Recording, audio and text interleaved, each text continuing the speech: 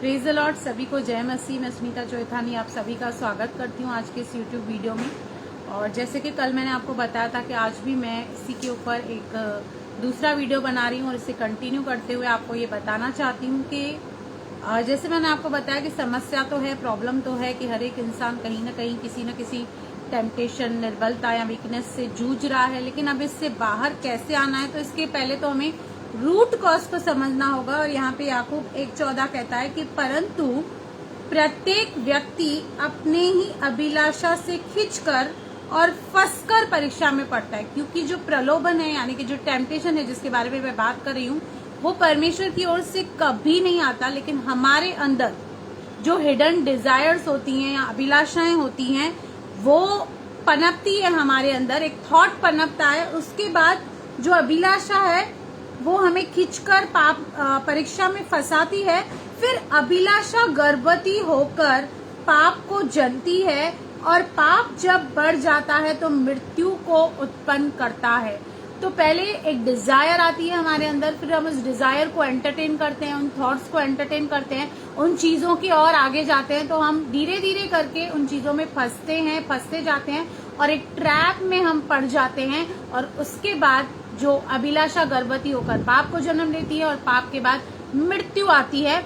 और इसका एक और समाधान हम 2 तिमोथियुस में भी देख सकते हैं, जहां पर भाई पौलुस, क्योंकि तिमोथियुस काफी यंग था और प्रभु की सेवा करता था, इसलिए बार बार भाई पौलुस उसे समझाते हैं और बताते हैं कि किस रीति से उसको एक आदर्श बन के रहना है। जैसे लिखा है कि 2 तिमोथियुस का अगर 2 का हम 22 पढ़ेंगे तो वहां पर लिखा हुआ है, जवानी की अभिलाषाओं से भाग और जो शुद्ध मन से प्रभु का नाम लेते हैं उनके साथ धर्म और विश्वास और प्रेम और मेल मिलाप का पीछा कर।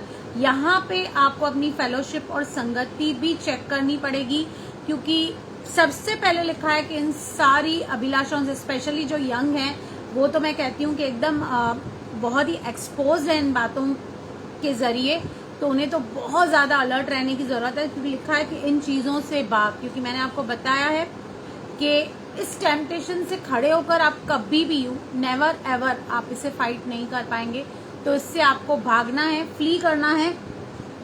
और कहता है कि उन लोगों के साथ संगति कर जो धर्म, विश्वास, प्रेम और मेल मिलाप, मतलब जो आपके विश्वासी भाई बहन है, वो कहता है कि उनके साथ संगति कर, उठ बैठ और उनसे इंस्पायर्ड हो। और इसी बात को 1 तिमोथियुस 6:11 में भी लिखा है, पर हे परमेश्वर के जन, तू इन बातों से भाग, खड़ा मत रह। उन चीजों को, उन विचारों को अगर आप एंटरटेन करना शुरू करोगे तो आप डेफिनेटली 101% प्रैक्टिकली भी पाप करोगे। इसलिए आपको उन चीजों से भागना है। पर आपको करना क्या है, उसके बदले धर्म, भक्ति, विश्वास, प्रेम, धीरज और नम्रता का पीछा करना है। क्योंकि हम भाई पौलुस, जिसको हम बहुत ही आदर्श मानते हैं, हम उसके भी स्ट्रगल को देख सकते हैं रोमियो में। जिस तरह से मैंने कल भी कुछ वचन आपको पढ़वाए थे और आज भी मैं आपको पढ़वाना चाहती हूँ 6 का 21 वचन।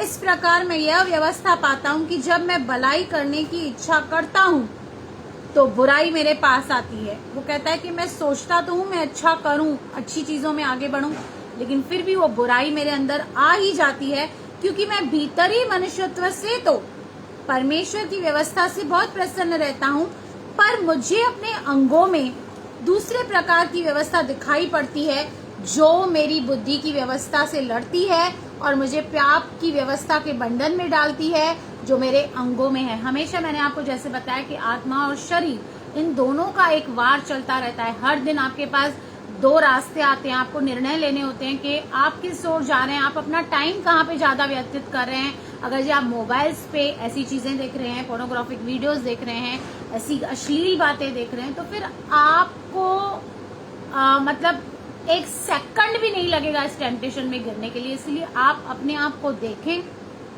कि आप अपनी रोजमर्रा की जिंदगी में, आप अपने रेगुलर लाइफ में किस चीज को अपने अंदर पनपने दे रहे हैं, इच्छा किस चीज को आप बढ़ने दे रहे हैं, किस चीज को आप अलाउ कर रहे हैं और ज्यादा एंटर होने के लिए।